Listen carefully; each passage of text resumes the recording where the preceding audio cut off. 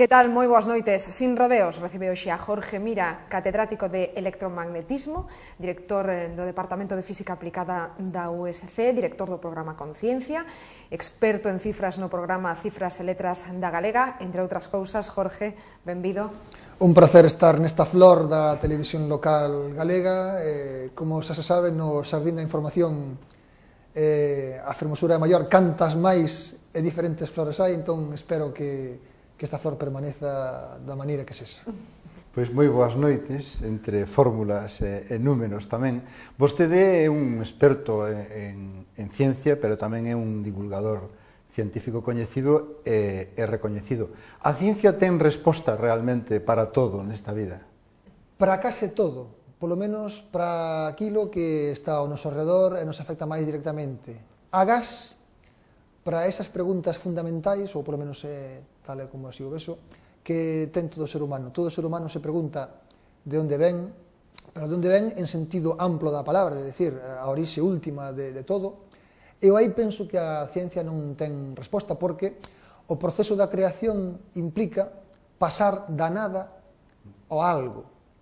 E ese paso a ciencia non o pode explicar, porque a ciencia, para explicar algo, necesita pousar a súa mirada sobre algo. Entón, se lle pos ao científico a nada, e agora explíqueme vostede da nada como se fai algo, o científico non pode, non?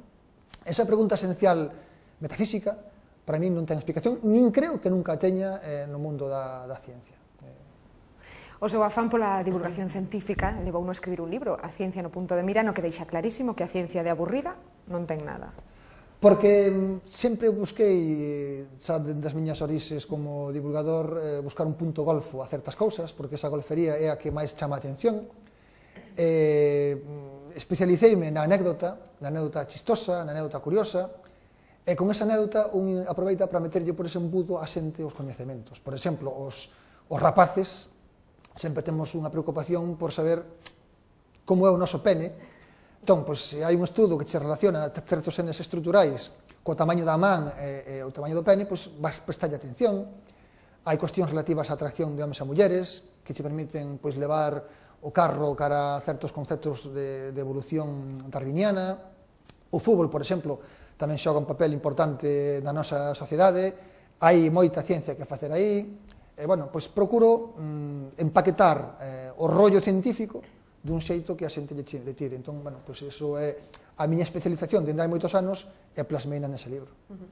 Tamén sostén que o bilingüismo mellora a nosa saúde, pero en Galicia dá a impresión de que non todo o mundo está convencido diso, non? Pois deberían estalo, porque basicamente o cerebro funciona como un músculo, o músculo precisa dun exercicio, e canto máis variado sexa ese exercicio, mellor lle vai ir o músculo, e o cerebro pasa o mesmo. Cantas máis linguas teña que incorporar e manexar, as abelencias van a mellorar dese cerebro. De feito, demostrouse un experimento moi curioso, que non foi máis que facer unha estatística da idade de entrada no Alzheimer de persoas bilingües e de persoas monolingües. E atopouse que a idade de entrada no Alzheimer de persoas bilingües era algo así como 4 anos máis tardía que nos monolingües, o cal é bastante aplastante, non?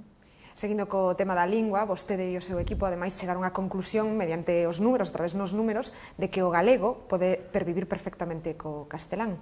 É algo que parece sorprendente, non? Que uns físicos con as certas ecuacións poidan describir a dinámica social dun país, pero que é así. As persoas, malia sermos un conxunto de múltiples factores, de moitas ideas, movémonos por certos parámetros moi xerais. Neses sistemas de ecuacións, con 2 parámetros, como, por exemplo, eran o status, que o falante percibe para a lingua, e outro que nos introducimos, que ven sendo a distancia que se mide entre 2 linguas, un concepto novidoso que nos introducimos, puidemos reproducir como era a evolución ao longo do tempo de 2 linguas. E o paradigma que había ata aquel momento era que 2 linguas non podían coexistir no mesmo espazo. É dicir, eran como 2 especies, predador e presa, que se acabarían comendo unha a outra. Pero nos demostramos que se dan certas condicións de distancia entre linguas, certas condicións de status, é posible o contacto, a coexistencia estable de 2 linguas, que foi unha gran novidade, e foi a razón pola cal este artigo tivo tanto acollimento na comunidade. É posible, realmente, Galicia é un bo exemplo de que esa comunidade pode existir se se mantén e se soportan certos mínimos, claro.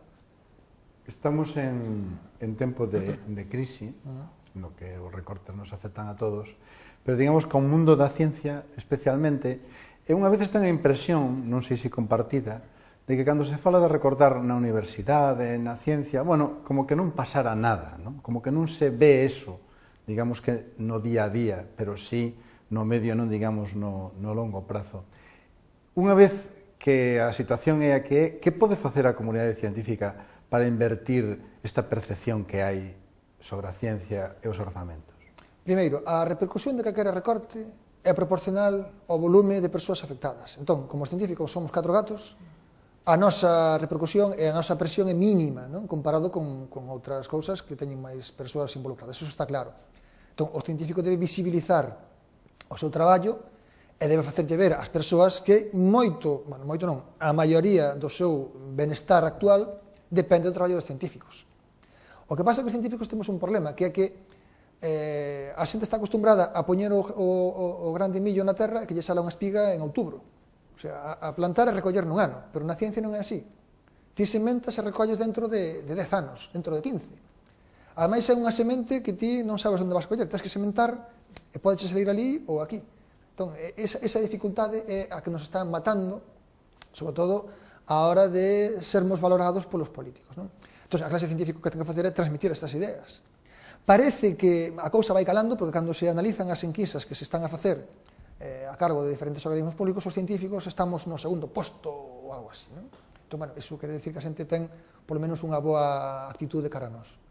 Nesta situación de crise tamén, como está o panorama ahora mesmo da investigación científica tanto en España como en Galicia? Pois está mal, isto é unha verdade porque se di en moitos foros, pero hai que velo nun contexto axeitado. Quero dicir, España e Galicia empezaron a despegar hai uns 30 anos. España fai 30 anos non existía científicamente, ou polo menos era marginal. En 2 décadas, España fixe un adianto espectacular, ata o punto de estar en grupos de cabeceira de moitas disciplinas, con expertos de moito prestixio. Pero que pasa? A gasolina que se debe insuflar ao sistema é gasolina de persoas, non de equipos. Agora mesmo non creo que existan problemas de equipamento, que os pode haber, pero o problema de persoas. A renovación de persoal é grave. E que pasou? Que se foi enchendo moitísimo o tanque de gasolina con novas persoas e de repente cortouse de golpe. En vez de haber unha dosificación no acceso á profesión, un inflado, e de repente contraise. E esa contracción tan brutal escacha o sistema, non? É como cando temos un vaso de auga quente e o metemos en un xeo, paf, pois isto que pode pasar. É iso que ten que ser, o que ten que ver a xente, non? Que pode haber un desmantelamento bastante importante, pode haber, de repente, grupos moi potentes aos que se lle cortan os pés. E iso, pois, caise. Os grandes proxectos compartidos na universidade, como o Campus do Mar na de Vigo, o proxecto de Campus Vida na universidade na que vostede traballa, dá a impresión de que, bueno, marcan unha liña de futuro, ainda que imagínome que cos recortes, ao menos cos recortes en España, tamén corren risco este tipo de proxectos, digamos, de sair adiante, non? Sí, primeiro, para a xente que non saiba de que estamos a falar, Campus Vida, Campus Mar son iniciativas desenvolvidas polas universidades que optaron a certos programas de excelencia. E, basicamente, a idea é que se hai 80 universidades no Estado español, non poden ser as 80 excelentes por definición, non? Se hai 80, terá que haber 10 millores e 10 peores. Entón, iso tan desagradable corresponde, esa estratificación tan desagradable corresponde aos poderes públicos. E os poderes públicos lanzaron esa idea de campos de excelencia, na que, felizmente, a USC acadou o grau máximo. Entón, eso foi importante para a institución porque demostrou a súa comunidade e ao país que acolle, que é Galicia, que os científicos de aquí temos unha certa capacidade que se pode refrendar con datos obxectivos. Dito isto, esa marca de calidade tamén exixe soplarlle as velas para que o barco avance. Entón, vemos a imaxe de antes, se o barco agora temos cunha vela moi grande e lle iba soprando vento, de repente lle quitas o vento, o batacazo, podemos poñer símiles de borbullas tan clásicos, pode ser tamén tremendo, non? Pero, bueno, polo menos quedou a consciencia de que hai unha calidade que se pode obxectivar internacionalmente. Jorge, vostede tamén director do programa Conciencia, o Aveiro do Cal, pois trouxe aquí a Galicia diferentes premios Nobel, tamén a persoeiros como David Attenborough ou Stephen Hawking. Contanos un pouquiño en que consiste o programa.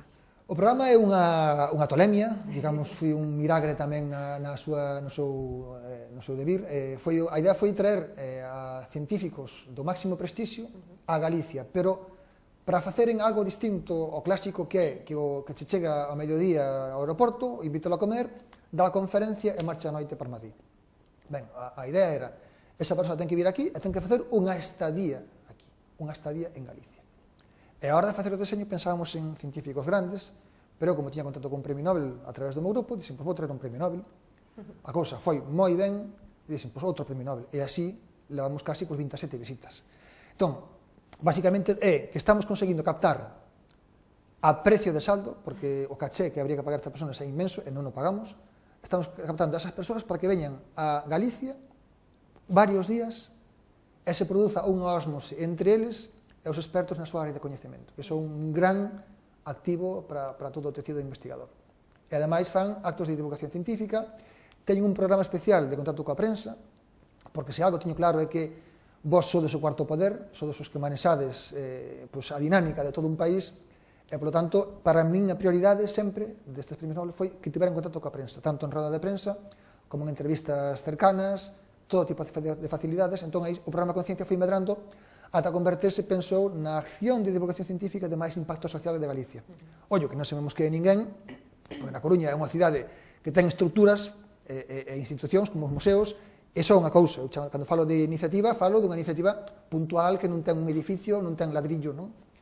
E, bueno, pois a idea foi moi boa, creouse un premio para traer a científicos que non fosen premios Nobel, e o impacto foi tremendo. Cando veo Stephen Hawking foi aplastante. De feito, agora que está casi morrendo, percíbese moito a dificultade que houve para traelo aquí, non?